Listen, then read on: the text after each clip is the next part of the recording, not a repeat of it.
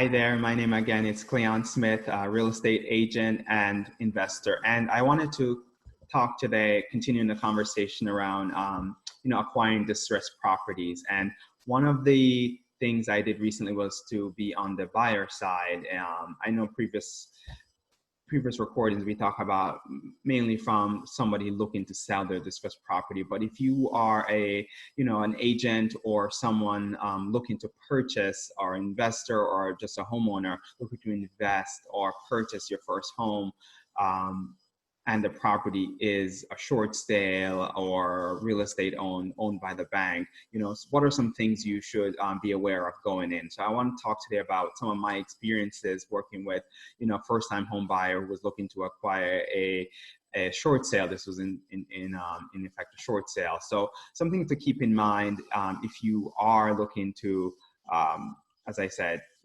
enter into the fray of purchasing, real estate owned property such as, owned by the bank, or a short sale, or a pre-foreclosure. As a buyer, buyers must understand, and it's very crucial, the process, and realize that essentially they're not necessarily always in control, meaning timelines and deadlines, some of those are going to be set by the investor, i.e. The bank who ultimately holds the loan for that property. Sometimes the seller themselves, the homeowner is looking to sell the property, they may not be able to make certain decisions. Those decisions may be made by others. So buyers must understand the process and realize they're not in control. Something else buyers should be aware of, they must get pre-approved.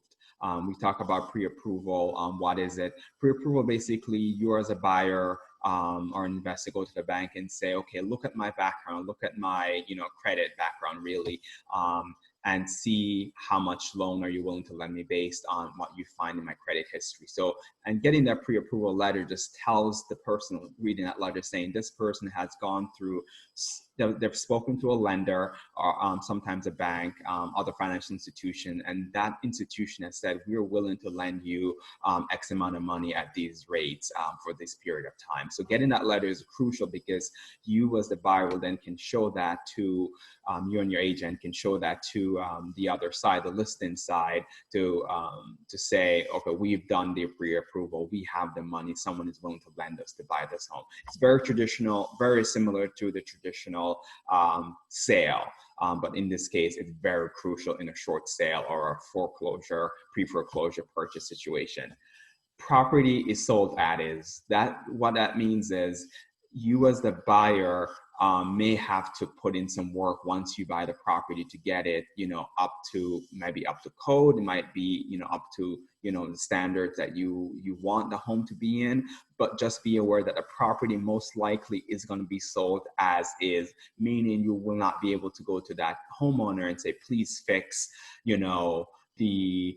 the door that's taken off, or a shed door, for example, or a garage door that is been smashed in or something.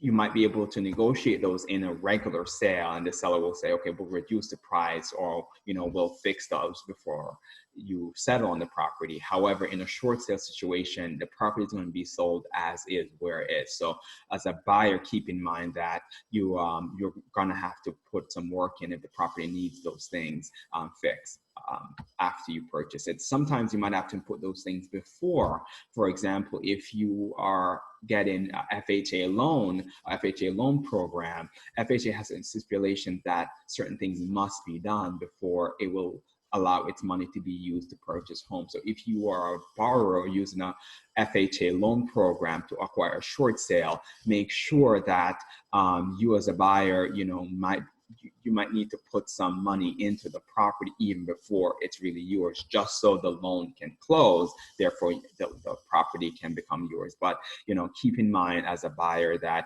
again, some things are out of your control. This might not happen to a lot of buyers, but it does happen where, the lender servicer who's going to approve the offer for the short sale, they may not accept your contract, your sales contract, your your purchase contract, if there's a home sale contingency. Meaning, like, you as a buyer, you have another home, you're trying to acquire a new one that is a short sale. They may not say you are allowed to put a contingency where your old home, have to be sold before you acquire this new home. They may not accept your contract if that contingency is in there. So just keep that in mind. Again, not a very common situation, but it could occur. This I was able to overcome in my situation. I'll talk more about that in a minute, but it may even be difficult to get closing costs help covered by the bank for you. So typically in some situations, banks will say, okay, we understand you might have some financial challenges and we want you to be able to close. We will allow you to get some money to go to the closing table with, so you can, take care of the taxes and the proration of home ownership association fees or so on. So you might be able to get some closing cost help with recording fees and title searches and so forth. In a short sale situation, it might be difficult for the bank to agree to, remember, they are, they may be getting pennies on the dollar for doing the short sale. So they may not agree to then give you, as a buyer, the borrower and the new homeowner coming in, they may not agree to give you more money, essentially, to close on the loan. In my situation, that I was representing this buyer, she was able to get up to, I believe the final number was up to $11,000 in closing cost help. Why? It's the agent you have, clearly. It's also the situation you find yourself in, and also what the seller, the homeowner who is getting rid of this property, what's their motivation. In our situation, foreclosure was looming, and the fact that there were two banks involved. The first bank, they always will get their money. The second bank, they're going to get a haircut, meaning they're not going to be able to make back the full amount that they were expecting. However, because foreclosure is expensive, it's costly, it takes a while, the bank knows that it's probably going to make more money in short sale than if it goes to foreclosure. So as an agent, I knew some of those things going in. So I wrote the contract in favor of my client to get some closing costs out.